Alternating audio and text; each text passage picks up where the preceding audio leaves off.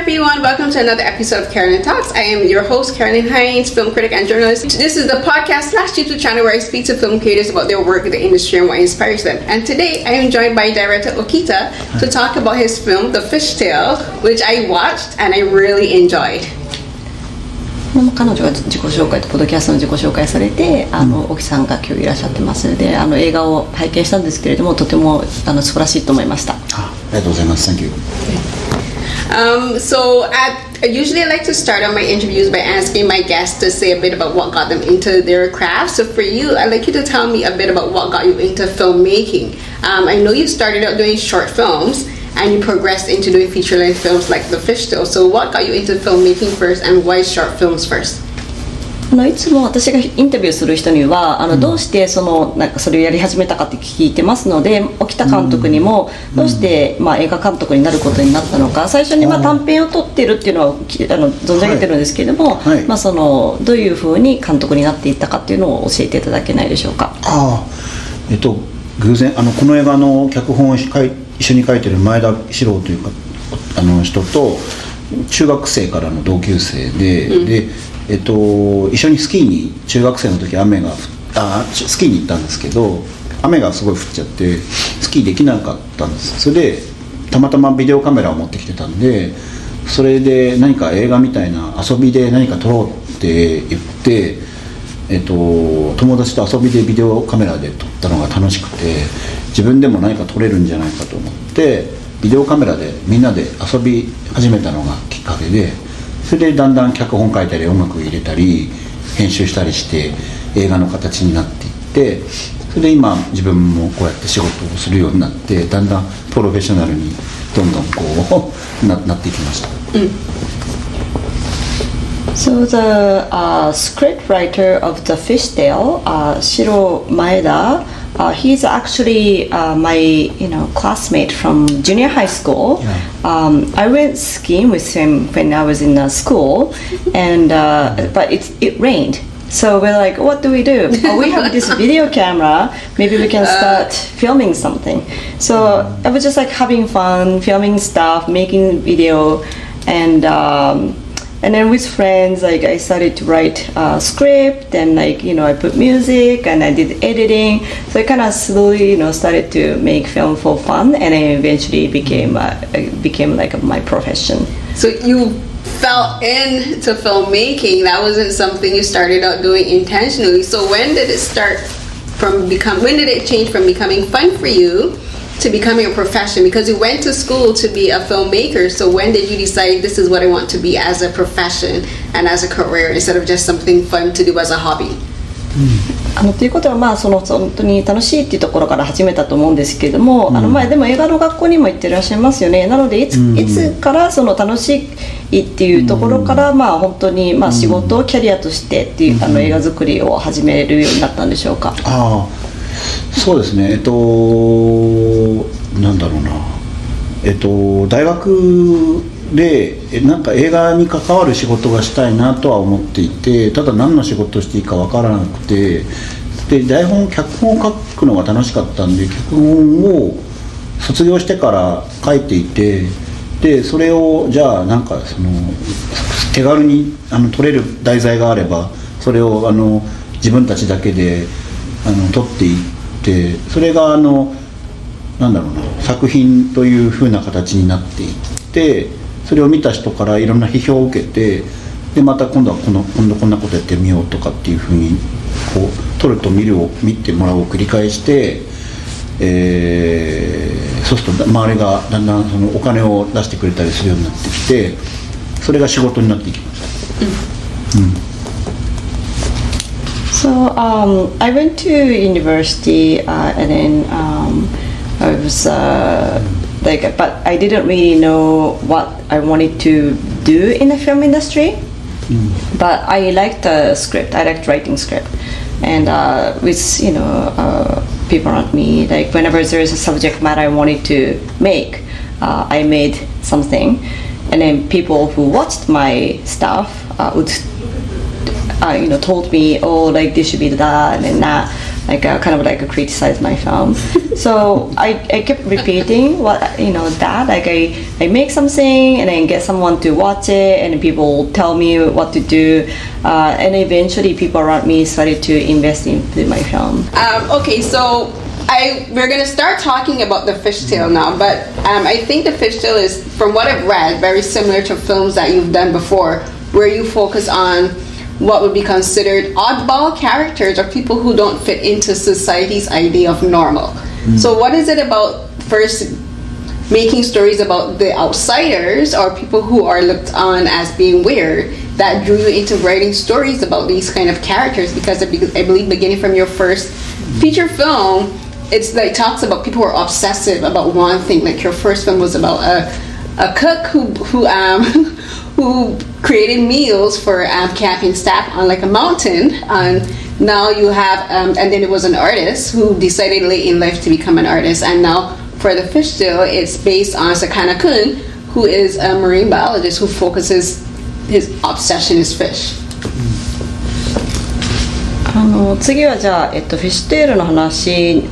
に今後ちょっと焦点を当てていきたいと思うんですけれども、監督の作品はいつもちょっとこう風変わりなキャラクターとか、こう社会に馴染めないような人とか、アウトサイダーが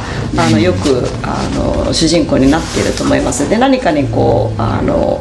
好きなことがあって集中しているような人が多いと思うんですね。で、例えばその一番最初の映画の南極料理にはこう料理がなんかすごい好きな人で、例えば森のいる場所だったら絵が好きな人で、さかなクンは本当に魚の好きな人だと思うんですけれども、どうしてこういうキャラクターにいつも焦点を当てるんでしょうか？どうして難しい。でも僕自身がそういう人に憧れたりしている部分ももちろんあるし、そういう人がなんか起こすこう笑いというかコメディ楽しい部分がを映画にするのが好きなのかもしれないです。It's a bit of a difficult question, but actually, I envy those people who are obsessive, and I kind of want to make a comedy, kind of funny movie out of those elements. What is it about them that you're envious of? どういうところがこういう人たちに憧れるんですか？こう羨ましいと思うっていうか。さかなクンの子だったらもうずっと好きでいるっていうか、ずっと好きでい続けるっていうことがテーマなんですけど、やっぱ僕なんかもなんかすごい好きになるけど、なんかこう右往左往するっていうか、なんかちょっとなんていうんだろう、自分じゃ考えられないようなその森のいる場所だったらその30年家から出てないとか、なんかそういう人のなんかどうしてなんだろうみたいな興味がすごいあって、あまりにも自分と違うからやっぱりそういう部分がこうもう笑ってしまうというか、だからなんかそういう笑いながらすごくでも愛情なんか深くその人を見てしまうという気持ちです。これかな。So for the fishtail, the theme of this movie is like continue to like something forever, because for me, I like something, but like I may kind of go around, not like always straight. For example, Mori no Iru Basho, it's about artists who never left home for like 30 years, and I was like, why? And I'm very curious about those people because they are very different from me, but also kind of like, they're funny. So like I want to portray them with kind of like, love. It's funny that you say that they are, I guess they have a single-minded focus, whereas you kind of go around. Is it one of the things that you envy, is it that they knew what they wanted to be once they made that decision? They stuck with it. Whereas like you said at the beginning, you weren't sure what you wanted to be before you decided to be a filmmaker. You went into school, but you still weren't sure. Is it that you envy their dedication and single-minded focus to making a decision? I can myself relate to that because I didn't start out to be a film critic or a journalist. I went to school. I actually wanted to be a marine biologist years ago. When I was younger, I was actually pursuing marine biology, and then I wanted to be a nurse, and then I got a diploma in paralegal studies. Now I'm a film critic. So like, I understand what you mean by envious, because they made a decision. So is that what you envy about them, that focus? 監督が羨ましいと思うのは、そういう人たちが一つのことに本当にずっと集中できるからっていうでしょうか。例えば、監督は最初は映画監督になるか分からなかったし、何がしたいか分からなかったっていうふうにおっしゃっていました。で、私自身もさかなクンみたいに海洋生物学者に子供の時はなりたいと思ってたし、その後は看護婦になりたいと思ってたし、学校も違うことを勉強したけれども、今は映画のクリティックになっていて、本当にいろんな右往左往しながらこういうふうに人生が来てるんですけれども、本当に私自身も何か一つに集中してる人が羨ましいって思うので、監督も同じ気持ちでしょうか。そうですね。そうですね。でもそういう人はそういう人でとっても大変だと思うんです。器用じゃないから器用じゃない生き方をしていくと思うんで、そういう意味では多分さかなクンもそうですけど、多分いろんな人が周りがさかなクンを助けてくれて、今さかなクンのようなその生き方があるんじゃないかと映画でもと僕も思うんですね。だから簡単じゃないから、それがすごくなんていうんですかね、僕らもそういうふうに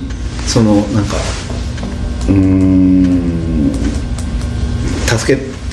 けてあげないといけないというか助けてあげない、どうだろう分かんないな。でもそういう思いももちろんありますね。大丈夫ですかね。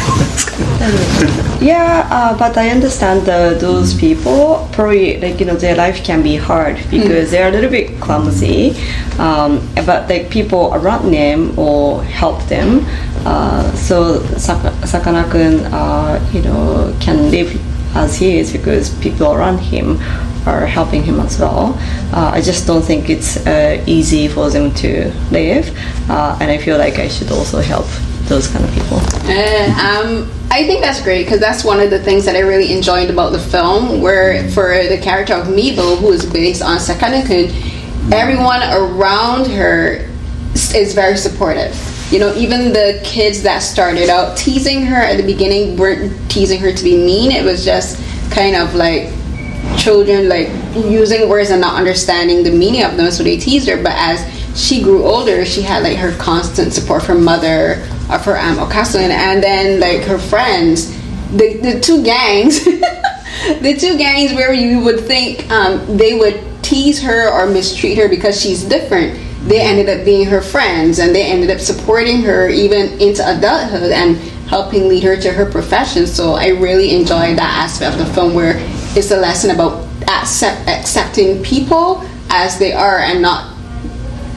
what's the word I'm looking for, and not making them feel different for being different.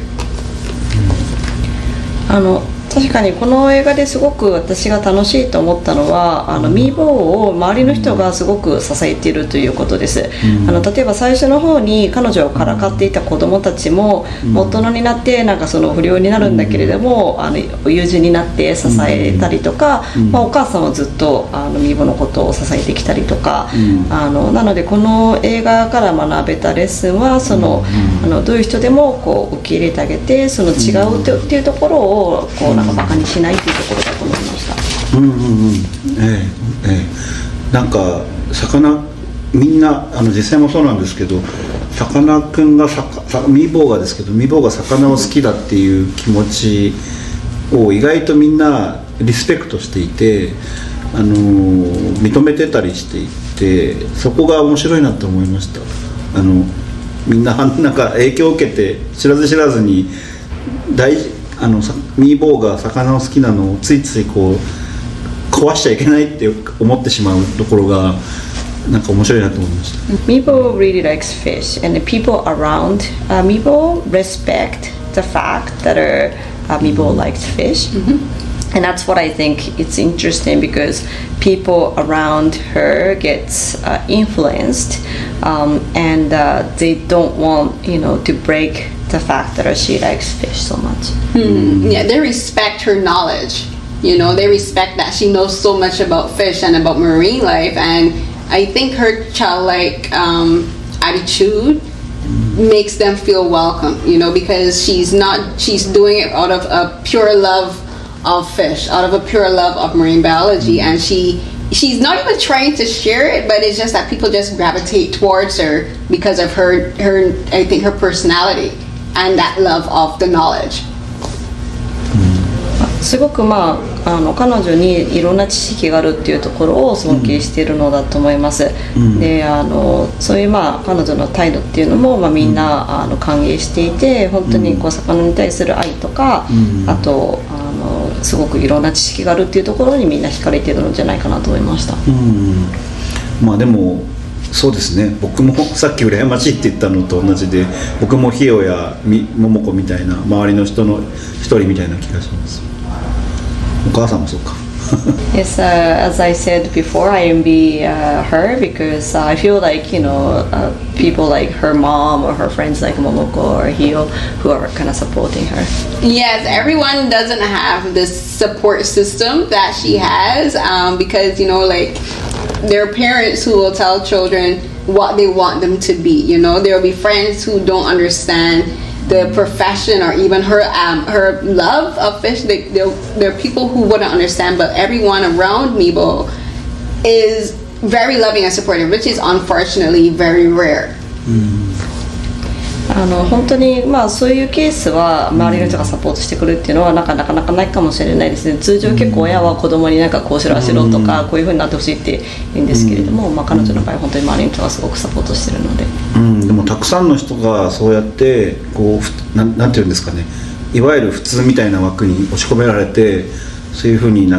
さかなクンみたいに何かをずっと好きでい続けられる生きられなくなってたり、まともな社会的にもうまく生きていけなかったりする人の方が多かったりするのかもしれなくて、そういう面でも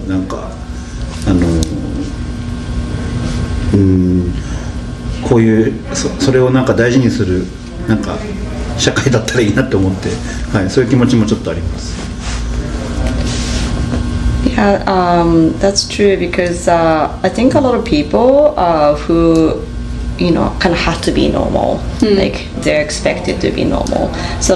not so many people can live like Sakana-Kun because for those people maybe it's hard,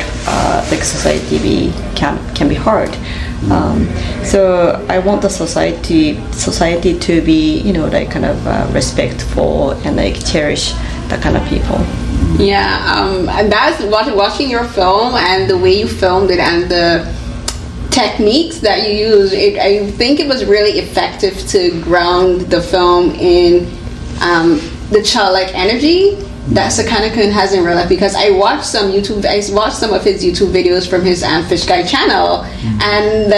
first thing first, Non did a phenomenal job capturing his energy and his personality. So I first have to say that she did a fantastic job playing Sakana-Kun, playing Mibo. I was very impressed about that.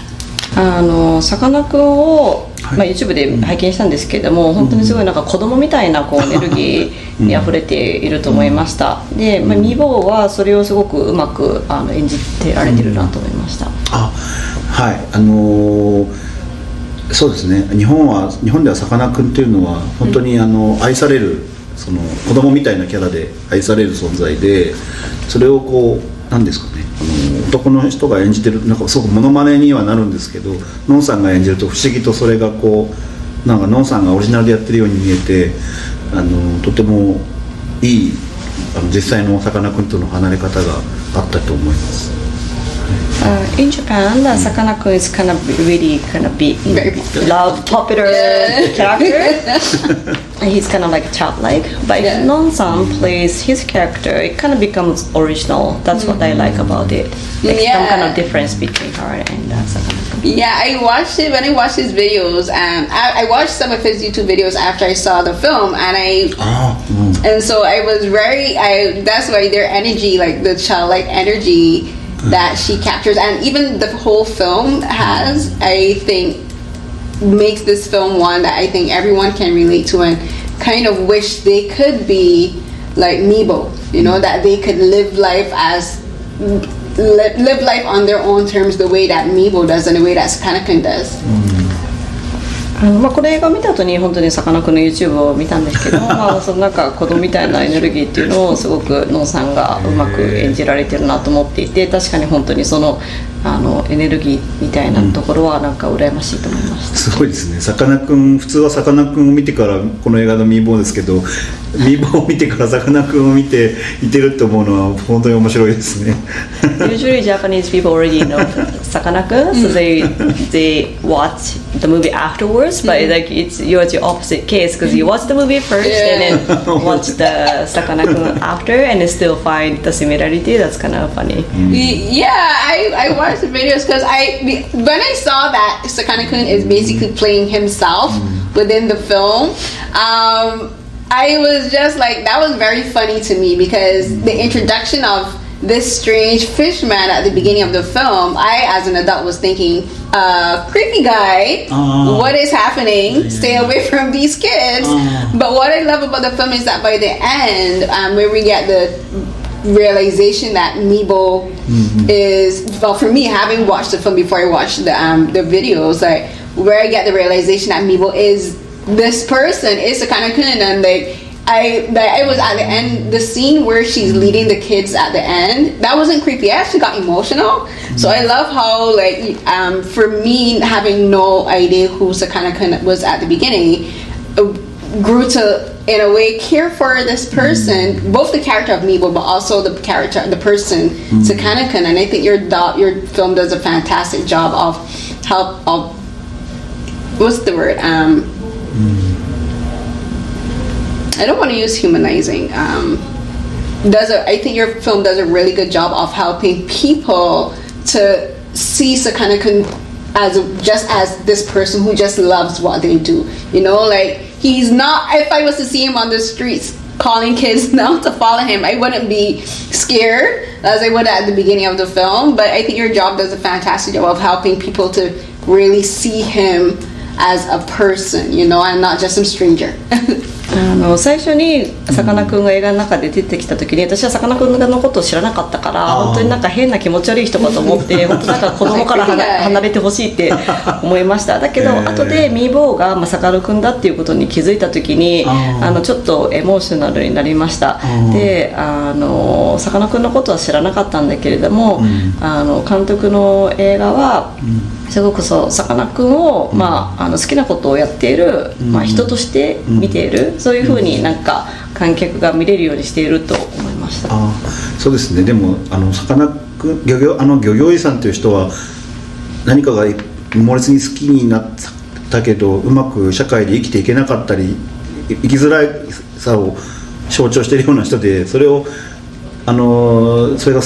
今のさかなクンが演じているところがすごく皮肉なキャスティングだというところがあると思います。The guy that Sakana-Kun plays in the movie, he's actually like a symbol of someone who couldn't really live in a society, like who couldn't fit in. So it's a little bit of I was being cynical, cast him in that role. Well, you were hesitant to cast Sakana-Kun to play that version of himself? っていうことは漁業児さんをさかなクンに演じてもらうのはちょっとためらいがありましたか？いやさかなクンしかいないと思いました。No, I wasn't really hesitant because I thought that only Sakana-Kun could play that like that guy. Yeah, very true. さかなクンになれなかった人をさかなクンが演じてるのが面白いと。I thought it was kind of funny that who couldn't be Sakana-Kun is played by Sakana-kun.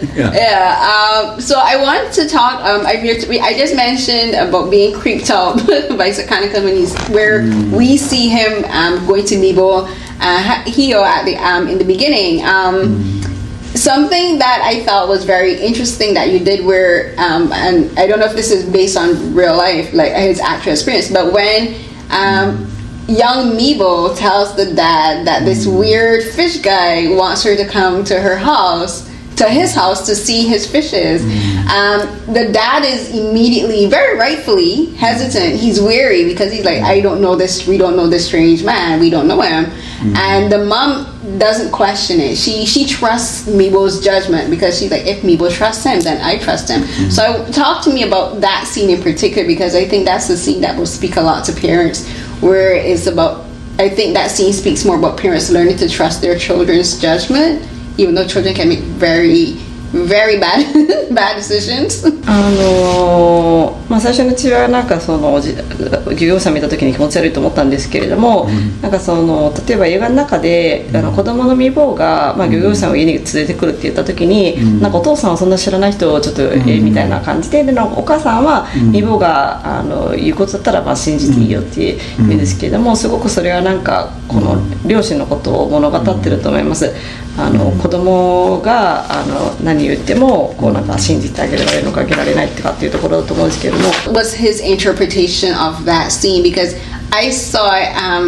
at the beginning of the film when it first happened. I agreed with the dad that the dad was right to be hesitant, but by the end of the film, I agreed with the mom because it's about her trusting Mibo's judgment, because that's one thing that's consistent throughout the film. She always trusts Mibo's decisions. She trusts that Mibo knows what's right for her and that everything will work out for her at the end. ああいうシーンは本当にさかなクンになんか起きたことをベースにしてるんでしょうか。であのシーンの監督の捉え方っていうのを教えてください。最初私はなんかお父さんに同意してたんですけれども、最終的には未亡のことを信じるお母さんの方に同意できました。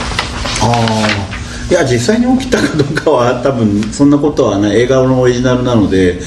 映画だけのストーリーですけど、描きたかったのは多分親子お母さんについてで、ミーボーのお母さんがとてもそのミーボーをやることをすごく肯定していて、少しなんか明るいくて少しなんかさかなクンが少し人と違うっていうようなことを許容していくお母さんっていうのが素敵だと思って、今時代の日本のなんか少し人と違うとやっぱりそれが問題になったりするような、なんかそういう世の中だったんじゃないかなって僕も思ってて、だからそういうお母さんは貴重だなっていう、すごく珍しいけどでもすごくいいお母さんだと思って、それを映画にしたかったです。So that scene is just like a film originally in the movie, but what I wanted to portray through that scene is that mother like basically accepting Mibo all the time. She's very like cheerful and like accepting, and even though Sakana-kun was different from other people,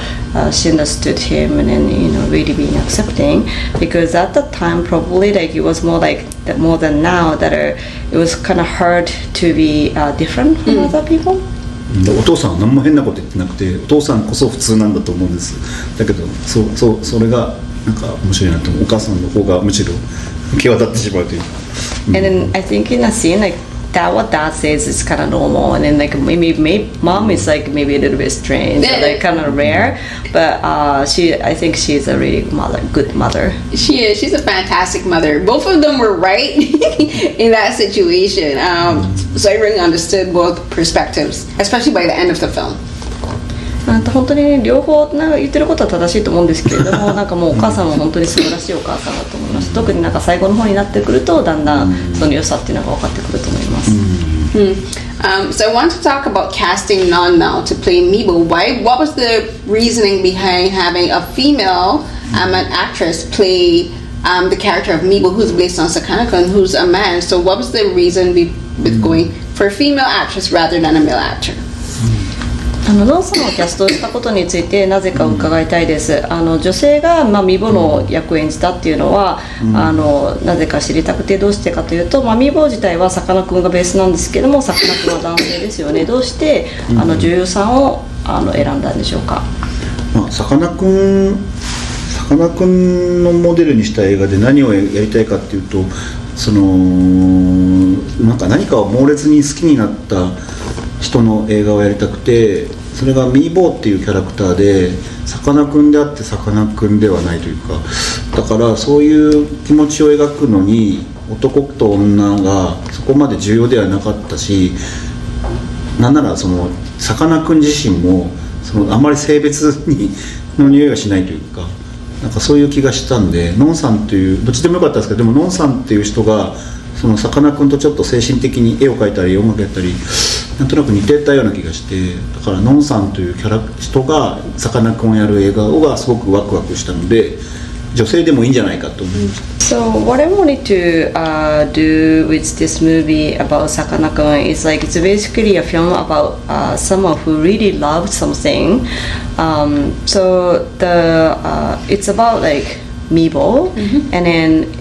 the character of Sakana-Kun in this film is like not the same as the actual Sakana-Kun, and so that's why whether if it's like a male or a female wasn't really important to me, and then also I think Sakana-Kun is a little bit kind of genderless person, and then so as Non. And then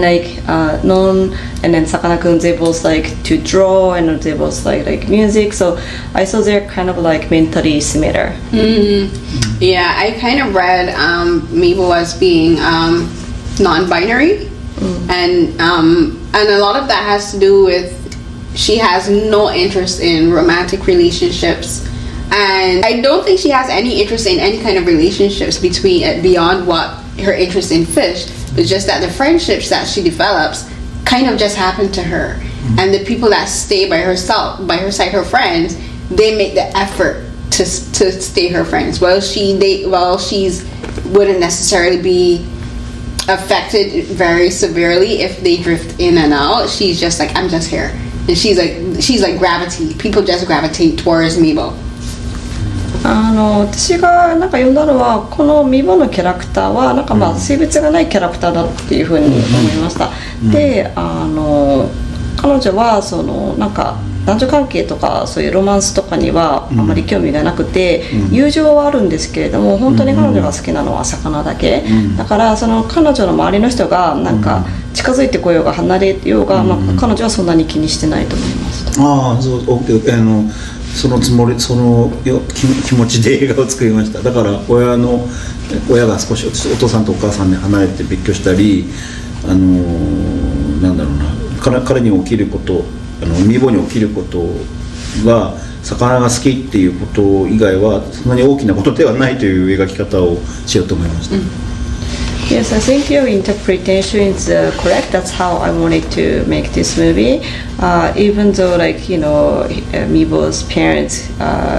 live separately, and whatever happened to Mibo, only Mibo cares is about fish, and then she doesn't really care about it. Exactly. She'd be like, if someone was here today, she'll be fine. But if they're not there tomorrow, she'll be like, okay, I still go look after my fish. 確かにお母さんがその日にいたらいるって思うんだけども、別になくてもそんなに気にせず魚だけを気にしてそうだと思います。そうですね。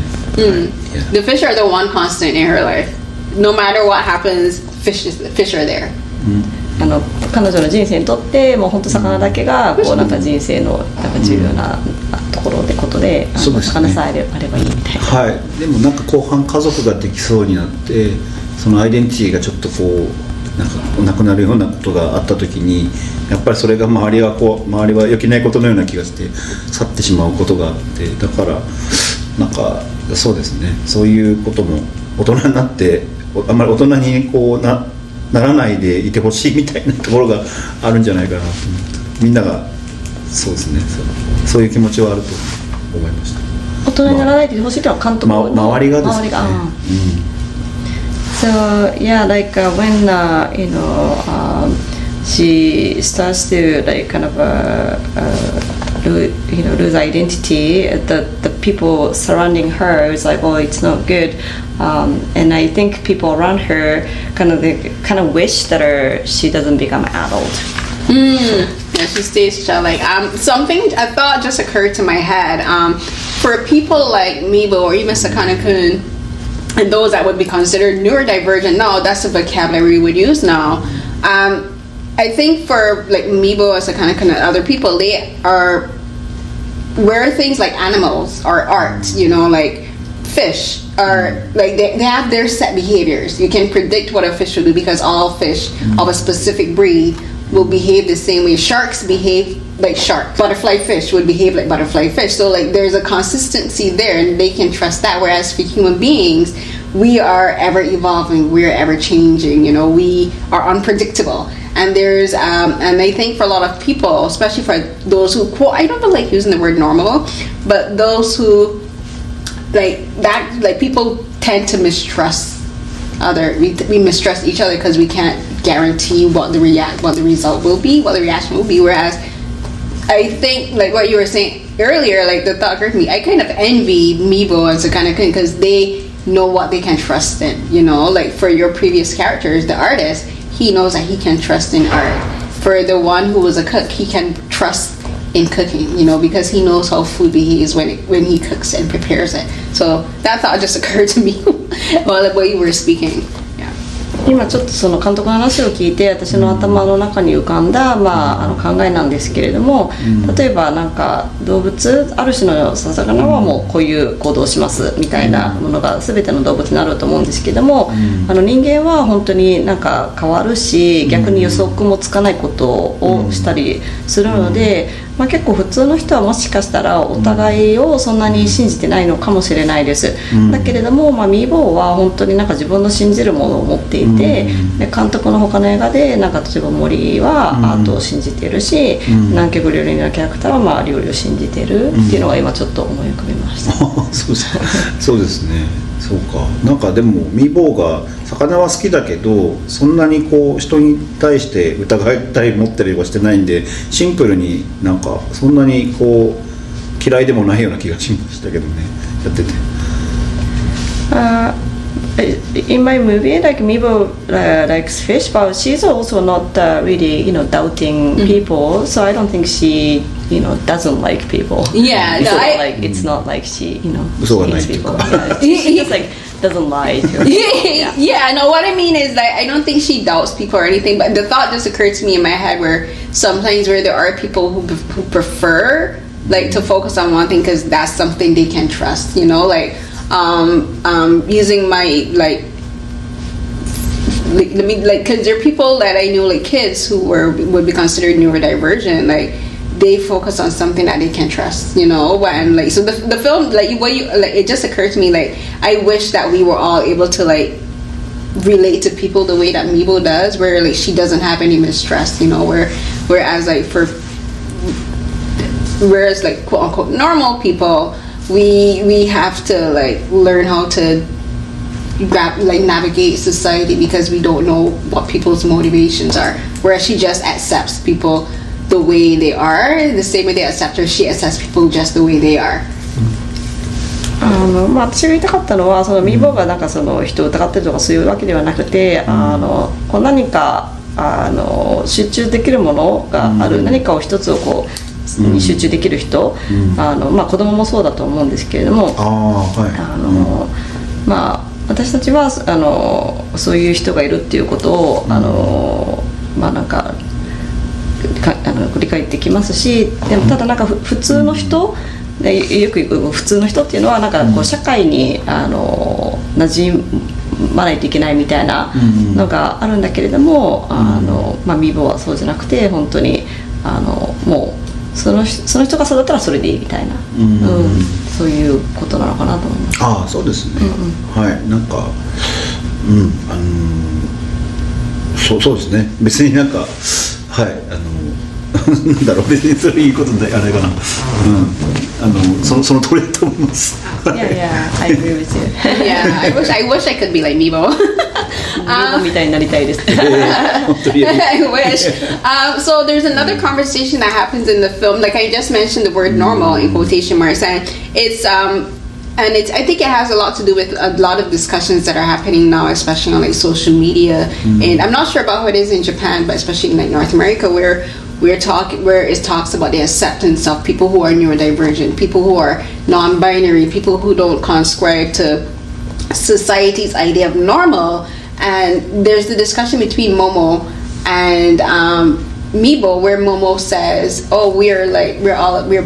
the same. We're not normal." And Mibo says, "What is normal?" To her, there is no definition of what normal is. And for me, I always say normal is relative, because what's the norm for me isn't the norm for other people. My norm is getting up and watching K-dramas every day, but that's not normal for everyone. My job is to watch films for a living, but that's not normal for other people. That's not their norm. So I want to ask you about your idea of norm and normal, and if you think, like, for your film, I think that's one of the beautiful things about your film is like saying, like, stop trying to confine people into society, into these defined roles and these defined ideas of how people should behave. So we need to talk a bit about that and the idea of normal and how your film addresses it without making it very obvious. 北米では最近普通っていうとカテゴリー人を押し込めずに、多様性とかっていうところ、あとなんかいろんなジェンダーがあるとかっていうところを、許容していこうっていう風になってるんですけれども、映画の中でもマモとビーボーの会話でなんか普通って何ってビーボーが聞くんですね。で確かにその普通っていうのは全然人によると思います。でなんか私の中の普通は例えばいつもなんかドラマを見てから寝る、それが自分で普通なんだけども他の人にとってはそれが普通じゃない、なんかその監督にとってまず普通って何ですか、何だと思いますか？ですかね、気持ちよくなんか生きていくだけのことだ気がしますけど、自由にそうですね、習慣とかそうだ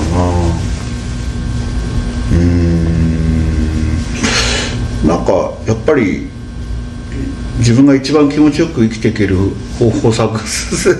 なんかそれで生きていくっていうようなことが普通になるといいなと思いますけど、なんか今そういう感じ、世界的にもそうなんですかね、わかんないですけど、そういう風な社会がの中で子どもたちがなんか育ったりするといいなって僕は思ったりして、はい、昔子供の時はミーボーの子供時みたいにやっぱり普通なんかその人と違うみたいなことがすごく神経質だったりしてたと思うんで、そう思いました。I guess what's normal like can be like just live freely, like to be comfortable. Maybe it's like can be a custom because back then, just being different from the society was like not normal. But like nowadays, society can be more accepting, and I hope it becomes our society becomes like that. So we're gonna wrap up now. I'm so happy. One final question for you. What have you learned about yourself as a filmmaker, and perhaps about your outlook on life after having done Fishtail? Because this film was released in last year, so it's over a year now. What have you learned about yourself as a filmmaker in a year, and like what has changed about the way you see society in the past year? この映画が終わってから1年間ぐらい経ってると思うんですけれども、その1年の間になんか監督として学んだことはありますか？学んだこと、はい、なんでしょう魚にやたら詳しくなりましたI learned a lot about fish. I have one knowledge about fish. 水族館に行ってもみんな知ってるWhen he goes to aquarium, he can tell the names of the fish. So you can identify the fish. Can you name the fish? The fish. Well, that's the thing about, I think, filmmaking. For a lot of people always ask like actors what they learned during filming. You know, they ask the audience what they learned from the films, but I'm always interested to ask directors what they learned from their own projects, because, you know, in the process of like reading the script and deciding you want to make a film and all the steps in production, you learn new things about how to film a film where like fish are the center. You know, you have to learn how to work around fish tanks, you know, about protecting the filming of these fish, and of course not having a real life octopus. But you know, you learn different things about the filmmaking industry that you didn't know before. So I'm always interested to learn what filmmakers they themselves learn from their own works. 結構みんな例えば俳優さんとか監督にはなんかその映画を通じて何を学びましたかみたいな質問をするんですけれども、まあ、監督もなんかどうやってその自分が作った映画から何を学んだかっていうのにいつも興味があります。ああ、そうですか。そうですね。いやどうでしょう。なんかもうちょっとなんかなんかそうですね、さかなクンみたいに生きれたらいいなって、なんか好きなもの好きって言いながら元気に生きれたらいいなって思っ